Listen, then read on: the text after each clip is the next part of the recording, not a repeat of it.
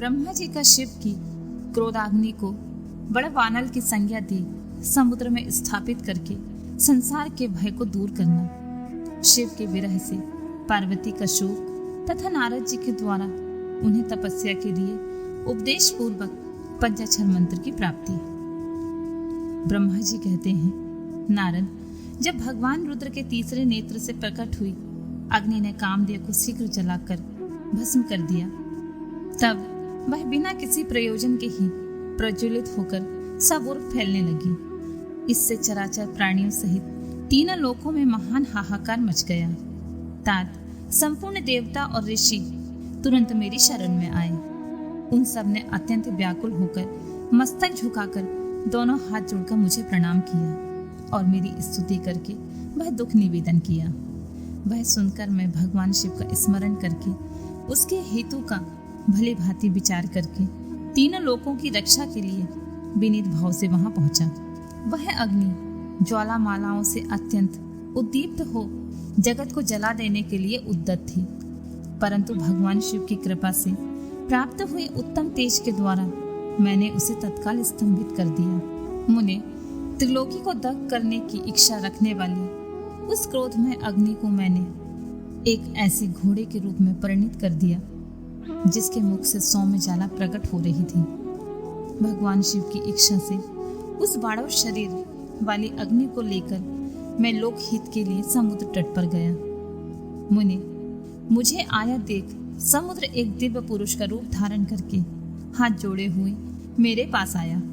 मुझे संपूर्ण लोकों के पितामह की भली भांति विधिवत स्तुति वंदना करके सिंधु ने मुझसे प्रसन्नता पूर्वक कहा। सागर बोला, सर्वेश्वर ब्राह्मण, आप यहाँ किस लिए पधारे हैं? मुझे अपना सेवक समझकर इस बात को प्रीतिपूर्वक कहिए। सागर की बात सुनकर भगवान शंकर का स्मरण करके लोकहित का ध्यान रखते हुए मैंने उनसे प्रसन्नता पूर्वक कहा, तात समुद्र, तुम बड़े बुद्धिमान और संपूर्ण लोगों के हितकारी हो। मैं शिव की इच्छा से प्रेरित हो हार्दिक प्रीति पूर्वक तुमसे कह रहा हूँ। यह भगवान महेश्वर का क्रोध है जो महान शक्तिशाली अर्थव के रूप में यहाँ उपस्थित है। यह कामदेव को दग्ध करके तुरंत ही संपूर्ण जगत को भस्म करने के लिए उद्यत हो गया था। यह देख पीड़ित हुए देवताओं की प्रार्थना से शंकर इच्छा बस वहां गया। मैं इस अग्नि को स्तंभित किया, फिर इसने घोड़े का रूप धारण किया और इसे लेकर यहाँ आया हूँ। जलाधार, मैं जगत पर दया करके तुम्हें यह आदेश दे रहा हूँ, इस महेश्वर के क्रोध को जो बाड़ों का रूप धारण करके मुख से ज्वाला प्रकट करता हुआ खड़ा है, तुम प्रलय काल पर्यंत धारण किए हो। सरस्वती, जब मैं यहाँ आकर वास करूंगा तब तुम भगवान शंकर के इस अद्भुत क्रोध को छोड़ देना।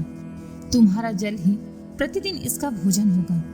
तुम यत्न पूर्वक इसे ऊपर ही धारण किए रहना, जिससे यह तुम्हारी अनंत जल राशि के भीतर न चला जाए।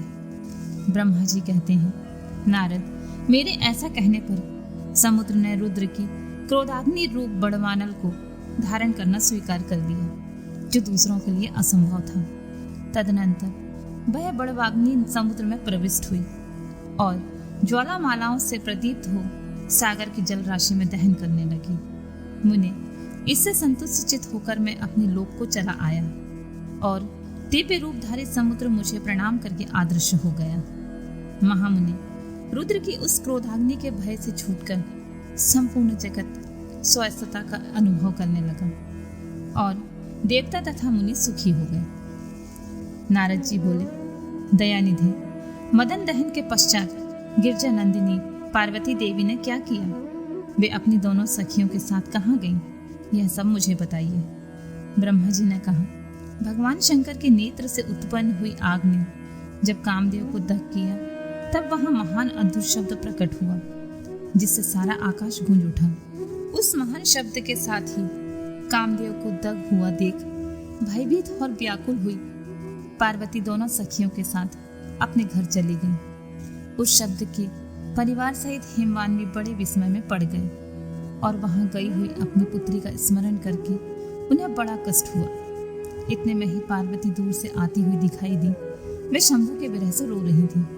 अपनी पुत्री के अत्यंत विहल हुए देख शैलराज हेमवान को बड़ा शौक हुआ और शीघ्र ही उसके पास जा पहुंचे। फिर हाथ से उसकी दोनों आंखें पोंछकर बोले, शिवे, डरो मत, रो मत। ऐसा कहकर अचलेश्वर हेमवान ने अत्यंत विहल हुई पार्वती को शीघ्र ही गोद में उठा लिया और उसे सांत्वना देते हुए वे अपने घर ले आए। कामदेव को दाह करके महादेव जी अदृश्य हो गए थे, अतः उनके विरह से पार्वती अत्यंत व्याकुल हो उठी थी। उन्हें कहीं भी सुख और शांति नहीं मिलती थी। पिता के घर जाकर वे जब अपनी माता से मिली, उसी समय पार्वती शिवा ने अपना नया जन्म हुआ माना।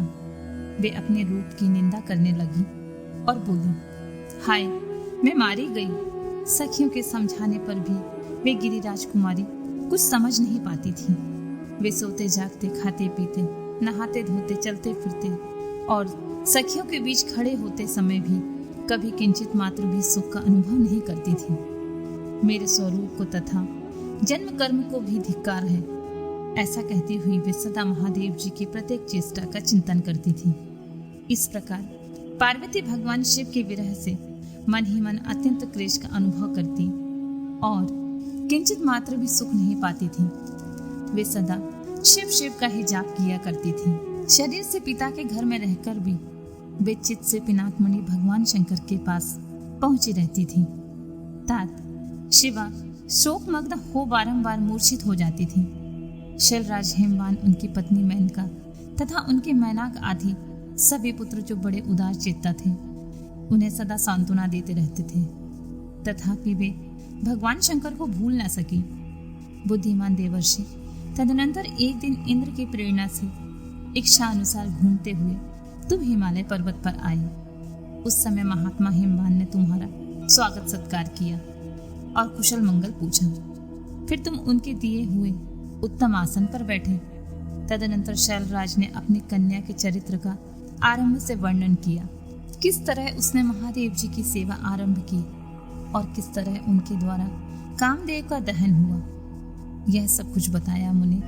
यह सब कुछ सुनकर तुमने गिरिराज से कहा, शैलेश्वर, भगवान शिव का भजन करो। फिर उनसे विदा लेकर तुम उठे और मन ही मन शिव का स्मरण करके शैलराज को छोड़कर शीघ्र ही एकांत में काली के पास आ गए। मुने, तुम लोकोपकारी, ज्ञानी तथा शिव के प्रिय भक्त हो, समस्त ज्ञानवानों के शिरोमणि हो, अतः काली के पास आ उसे संबोधित करके उसी के हित में स्थित हो, उससे सादर यह सत्य वचन बोले। नारद जी ने कहा, काली के, तुम मेरी बात सुनो। मैं दयावश सच्ची बात कहता हूँ। मेरा वचन तुम्हारे लिए सर्वदा हितकर, निर्दोष श्री शिव की आराधना के लिए पार्वती जी की दुष्कर तपस्या। ब्रह्मा जी कहते हैं, देवर्षि, तुम्हारे चले जाने पर प्रफुल्लचित हुई पार्वती ने महादेव जी की तपस्या से ही साध्य माना और तपस्या के लिए मन में निश्चय किया। तब उन्होंने अपनी सखी जया और विजया के द्वारा पिता हिमाचल और माता मेनका से आज्ञा मांगी। पिता ने तो स्वीकार कर लिया, परंतु माता मैना ने इसलिए बस अनेक प्रकार से समझाया और घर से दूर वन में जाकर तप करने से पुत्री को रोका। मैना ने तपस्या के लिए वन में जाने से रोकते हुए, उमा, बाहर न जाओ, ऐसा कहा। इसलिए उस समय शिवा का नाम उमा हो गया।